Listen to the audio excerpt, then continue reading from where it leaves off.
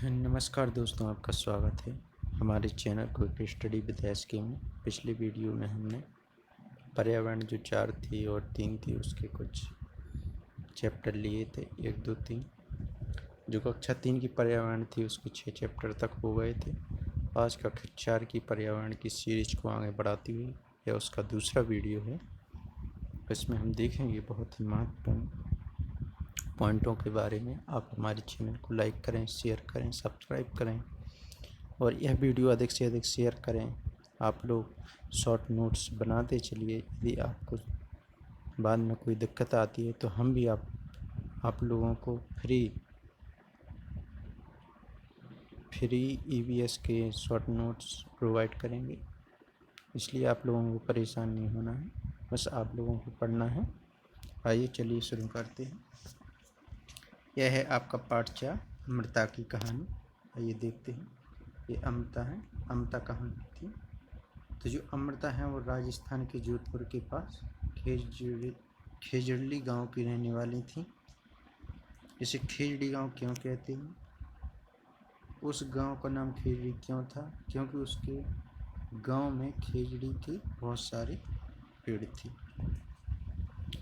ठीक है, खेजड़ी के बारे में ये बात कही गई है।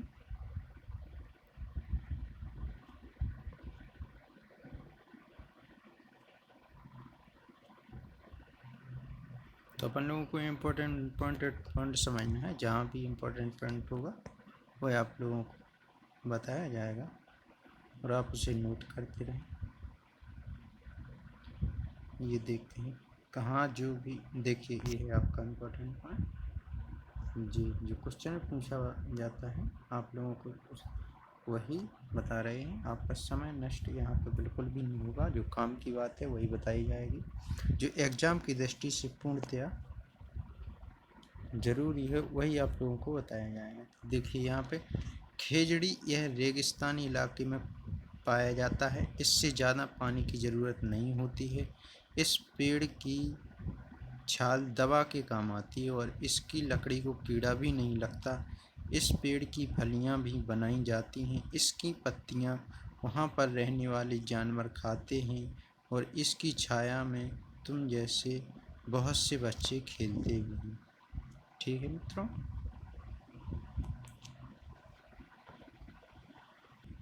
ये आपका 5वां चैप्टर है, अनीता की मधुमक्खियाँ। इसमें अनीता के बारे में बताया, उसने किस प्रकार से मधुमक्खी पालन किया, उसमें किस चीज़ की आवश्यकता होती है, इस सब के बारे में यहाँ पे बताया गया है।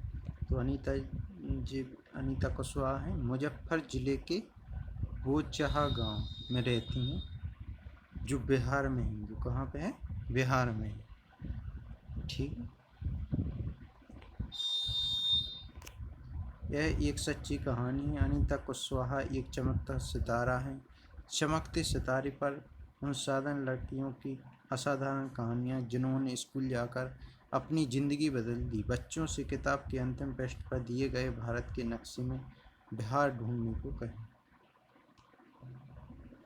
ये आपका एक पॉइंट था। आइए देखते हैं।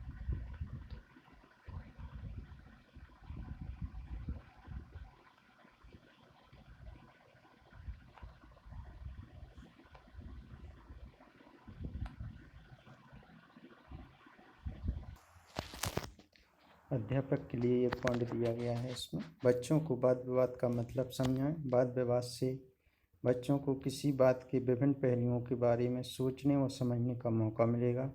कक्षा में बच्चों को अपनी राय रखने के लिए प्रोत्साहित करें। बच्चों को प्रोत्साहित करते रहें।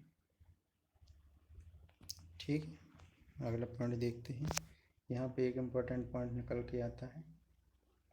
क्या है आरटीआई अधिनियम 2009? तो ये क्या है? यह 6 से 14 साल के सभी बच्चों को मुफ्त एवं अनिवार्य शिक्षा का अधिकार देता है।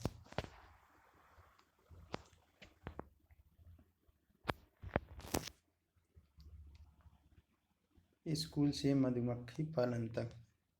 हमारे इलाके में बहुत सारे लीची के पेड़ हैं।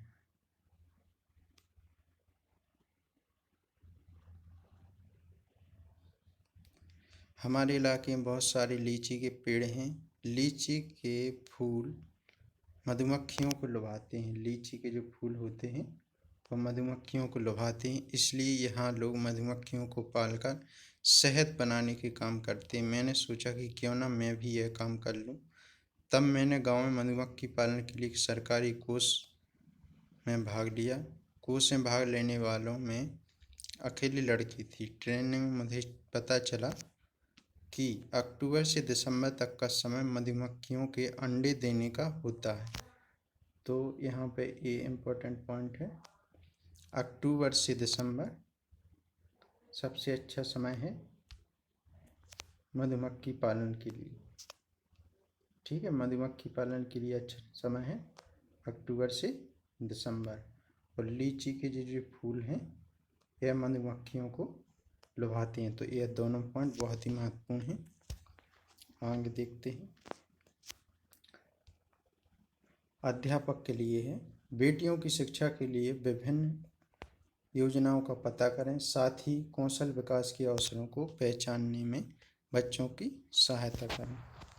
आगे देखते हैं। मैंने मधुमक्खी पालन का कोर्स कर लिया, लेकिन अपना काम शुरू करने के लिए मेरे पास रुपए नहीं थे। मैंने कुछ समय तक इंतज़ार किया और बच्चों को पढ़ाकर 5,000 रुपये बचाए। इन रुपयों में मैंने मधुमक्खी पालने के लिए 2 बक्से खरीदे। मतलब यहाँ पे एक इम्पोर्टेंट पॉइंट ये आता है अब कि मधुमक्खी पालने के लिए इन्होंने बक्से खरीदे। एक बक्से की कीमत कितनी थी? एक बक्से की कीमत थी 2,000 थी। बाकी बचे रुपए से मीठा घोल किससे बनाया? चीनी और छत्ते साफ करने के लिए दवाइयाँ खरीदी। यहाँ आप चित्र में देख सकते हैं। यहाँ पे चित्र में देखिए, ये बक्सा है। यहाँ पे यहाँ पे विभिन्न प्रकार के जो रखे हुए हैं बक्से। यहाँ पे मधुमक्खी पालन है। देखिए यहाँ पे ये मधुमक्खियाँ हैं। देखिए यहाँ पे चित्र में यहाँ पे स्पष्ट रूप से देख रहे हैं। आइए आगे चलते हैं। सितंबर का महीना था। दिसंबर तक मेरे पास इतनी मधुमक्खियाँ हो गईं कि 2 बक्से कम पड़ने लगे। मैंने 2 बक्से और खरीदी। मुझे मधुमक्खियों के बारे में ज़्यादा अनुभव नहीं था। कई बार मधुमक्खियों ने मुझे काटा भी। इससे मेरा चेहरा और हाथ सूज जाते थे। दर्द भी बहुत होता था, पर कहती किससे, यह काम तो मैंने अपनी इच्छा से शुरू किया था।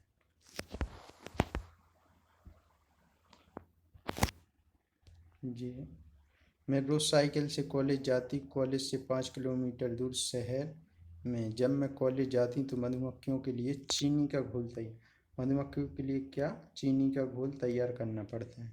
पिताजी मधुमक्खियों की देखभाल करते हैं, बक्सों से शहद निकालते हैं।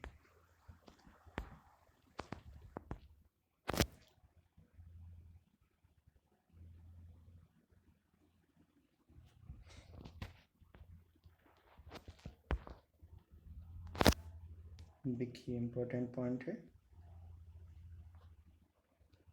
हर छत्ते में एक रानी मक्खी होती है। हर छत्ते में क्या होता है? एक रानी मक्खी होती है जो अंडे देती है।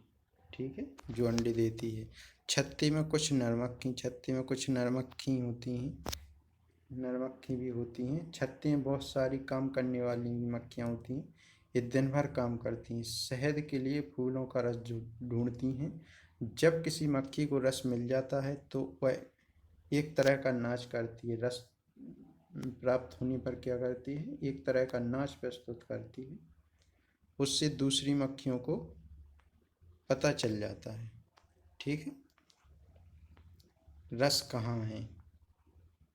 वे रस से शहद बनाती हैं। छत्ता बनाने का काम भी इन्हीं का होता है, और बच्चों को पालना भी। ये ना हो तो ना छत्ता बने, ना ही शहद इकट्ठा हो। शहद के बिना छत्ते की सारी मधुमक्खियाँ भूखी ही रह जाती हैं। नर मक्खी छत्ते के लिए कुछ खास काम नहीं करती। नर मक्खी जो होती है छत्ते के लिए कुछ खास काम नहीं करती। ठीक है, ये भी इम्पोर्टेंट पॉइंट है यहाँ पे। मधुमक्खियों की तरह चींटियाँ भी मिलजुल कर रहती हैं। सभी चींटियों का काम बटा होता है। रानी चींटियाँ अंडा देती हैं। जो रानी चींटियाँ होती हैं वो अंडा देती हैं। सिपाही चींटी बिल का ध्यान रखती हैं। सिपाही चींटी जो होती हैं बिल का ध्यान रखती हैं। और काम करने वाली चींटियाँ भोजन ढूंढकर बिल तक लाती हैं। और जो काम करती हैं चींटियाँ वह भोजन ढूंढकर बिल तक लाती हैं। दीमक और ततैये इसी समूह में आते हैं। ठीक है, ये पार्ट 6 है आपका ऊमना का सफ़र। इसमें ऊमना के बारे में बताया गया है कि वह अपनी नानी के घर जा रही थी परिवार के साथ छुट्टियां मनाने के लिए। उसकी बात यहाँ पर कही गई है। ठीक है, तो आइए देखते हैं ऊमना की डायरी।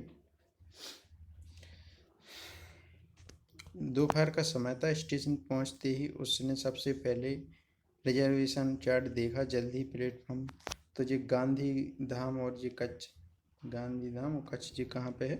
गुजरात में है। ठीक है, वहाँ पर स्टेशन पर पहुँचते ही देखिए इम्पोर्टेंट पॉइंट है, ढोकला, चटनी, नींबू वाले चावल, मिठाई, कितनी सारी चीज़ें ये सब मिलती हैं वहाँ पे। ठीक है,